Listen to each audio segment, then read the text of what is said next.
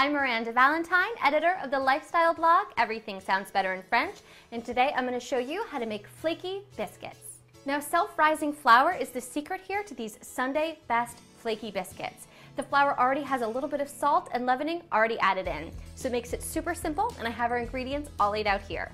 We have 2 cups of self-rising flour, 3/4 of a cup of buttermilk, we have 1/4 cup of butter or margarine, we're using butter here today, 1/4 teaspoon of baking soda, and then I have a little bit extra flour here because we're going to flour our surfaces because we're baking.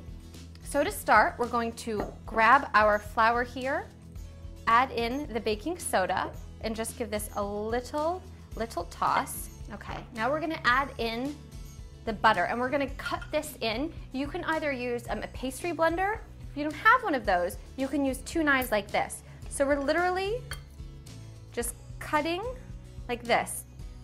You're just making little cuts, like holding these together as though they were one tool, and you can just sort of cut it in. And we're going to continue doing this until the butter is all incorporated and it looks like loose little crumbs.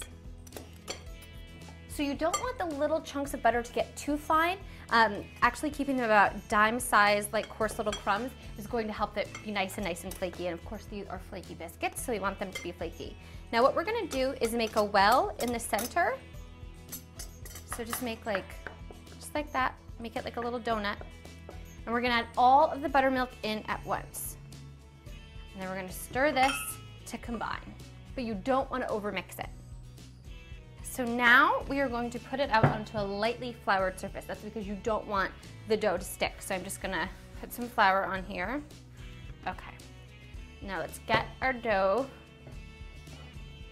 right here. We're going to make it into a nice little dough ball. First, just kind of squish it together. And then we're just going to fold and then knead down. And we're going to do that 10 to 12 times until it's smooth. Now don't worry about having a lot of flour on your surface.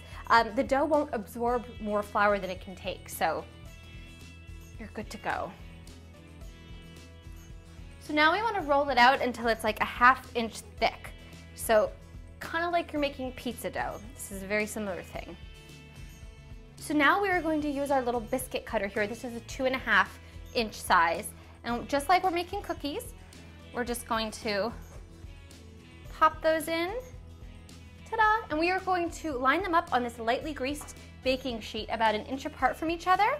And this is going to make between 10 to 12. And when we've got these all cut out, we'll be right back and pop them in the oven.